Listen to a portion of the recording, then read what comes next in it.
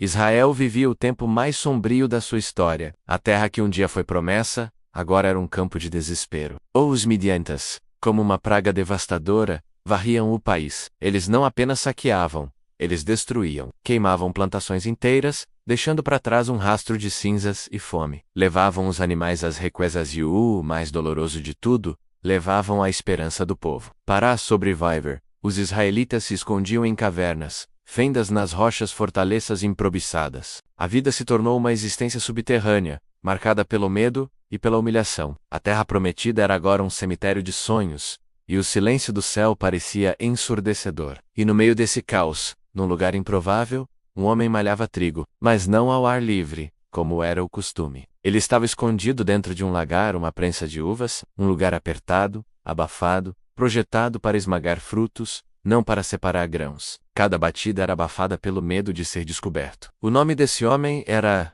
Gideão. Ele não era um rei, um profeta ou um guerreiro condecorado. Era um homem comum, um agricultor, filho de Joás, um homem cheio de medo, cheio de dúvidas, com a alma marcada pelas feridas de um povo oprimido. Mas foi exatamente ali, naquele esconderijo que simbolizava toda a sua fraqueza, que o anjo do Senhor apareceu. A aparição não foi em um palácio ou no topo de uma montanha. Foi no fundo do poço. E a primeira frase dita pelo anjo mudaria não só a vida de Gideão, mas o destino de uma nação inteira. O Senhor é contigo, homem valente. Gideão deve ter parado. Olhou para os lados, procurando por esse tal homem valente.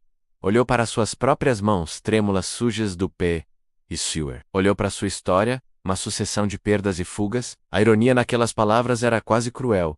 Valente ele, o homem que se escondia para malhar um punhado de trigo? Sua resposta não foi de fé, mas de dor. Uma pergunta que ecoava o sentimento de todo o Israel. Meu Senhor, se o Senhor é conosco, por que tudo isso nos aconteceu? Onde estão todas as suas maravilhas, que nossos pais nos contaram dizendo, não nos fez o Senhor subir do Egito? Porém agora, o Senhor nos desamparou e nos entregou nas mãos dos midianitas. A dor de Gideão era real. As perguntas dele eram legítimas. Ele carregava traumas, o peso da opressão e um medo paralisante do amanhã. Ele não via um Deus libertador, via apenas abandono. Mas é aqui que a lógica de Deus vira a nossa de cabeça para baixo. Deus não procura os prontos, os perfeitos, os heróis de capa. Deus escolhe os dispostos. Ele vê o potencial onde nós só vemos incapacidade. Naquela mesma noite, Gideão recebeu sua primeira missão.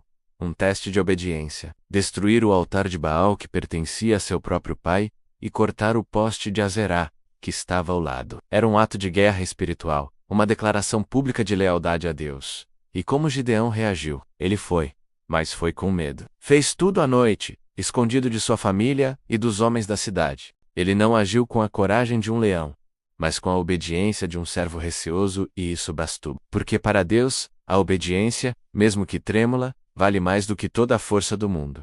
Ao amanhecer, o altar estava em ruínas. O ídolo, que representava a opressão espiritual, jazia destruído. Aquele homem antes covarde tinha acabado de declarar guerra ao inferno. O passo seguinte foi ainda mais ousado. Deus o instruiu a reunir um exército. Gideão tocou a trombeta, e os homens de Israel, sedentos por libertação, começaram a se reunir. 32.000 homens responderam ao chamado. Para Gideão, finalmente uma ponta de esperança. Um exército numeroso, uma chance real de lutar. Mas Deus olhou para aquela multidão e disse, é gente demais. Deus sabia que, se a vitória viesse com aquele número, eles diriam, foi a nossa força que nos salvou. Então, a primeira peneira foi anunciada. Quem for medroso e tímido, volte. 22.000 homens foram embora. O exército encolheu para 10.000. Gideão deve ter sentido um frio na espinha, mas Deus ainda não tinha terminado. Ainda há gente demais, disse o Senhor. A prova final foi junto às águas. Deus disse a Gideão, todo aquele que lamber a água com a língua, como faz o cão, você porá de um lado. E todo aquele que se ajoelhar para beber, porá do outro. Apenas 300 homens pegaram a água com as mãos e a levaram à boca, vigilantes, prontos para a batalha. Os outros 9.700 se ajoelharam, descuidados. Deus então declarou, com estes 300 homens eu os livrarei. 300 homens, contra um exército de midianitas e amalequitas, numeroso como gafanhotos, com camelos incontáveis como a areia da praia. Humanamente, era suicídio. Militarmente, era loucura. Mas Deus não precisa de números, ele precisa de fé. A glória daquela vitória seria somente dele. Deus, conhecendo o coração ainda amedrontado de Gideão, deu a ele um sinal de encorajamento. Mandou que ele descesse ao acampamento inimigo durante a noite. Gideão foi, tremendo, e se aproximou da vastidão do exército midianita. Lá embaixo, um mar de soldados. As fogueiras iluminavam fileiras infinitas de tendas e armas. O som de homens e cavalos preenchia o vale. O medo deve ter apertado sua garganta. Então, ele ouviu algo. 2 soldados midianitas conversando na escuridão. Um deles contava um sonho. Eu tive um sonho. Vi um pão de cevada rolando para dentro do nosso acampamento. Ele bateu numa tenda com tanta força que ela caiu e se desvirou. O outro soldado, apavorado, respondeu: Isso não é outra coisa, senão a espada de Gideão, filho de Joás, israelita. Deus entregou os midianitas e todo o acampamento nas mãos dele. Naquela madrugada, Gideão entendeu. O medo dele era grande, mas o plano de Deus era infinitamente maior. Deus já estava trabalhando no coração do inimigo. A vitória não dependia de sua coragem, mas da soberania de Deus. Ele voltou ao acampamento dos 300 e sua voz, agora, era outra. Não havia mais hesitação. Levantem-se!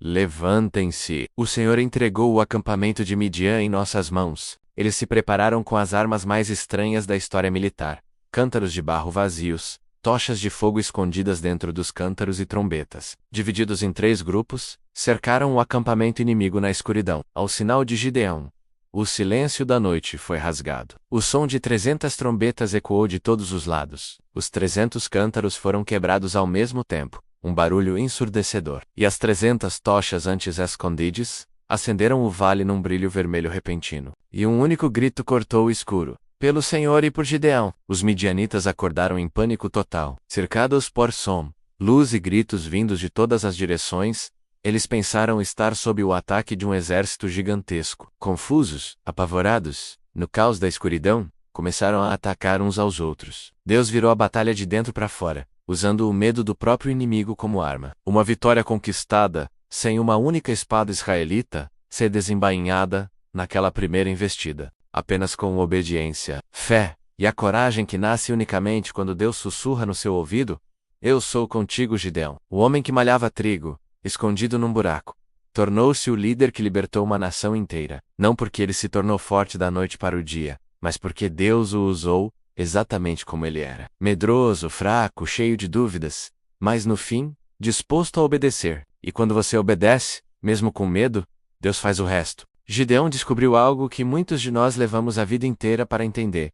Deus não está procurando heróis prontos. Ele está procurando corações disponíveis. Quando Deus te chama para algo, Ele não está perguntando se você é forte, se você é capaz, se você tem os recursos. Ele não está impressionado com o seu currículo ou com a sua autoconfiança. A única pergunta que importa é: você está disposto? Disposto a dar o primeiro passo, mesmo que suas pernas tremam? Disposto a obedecer, mesmo que a ordem pareça ilógica? Porque Deus só precisa de um passo seu para começar a mover montanhas na sua vida.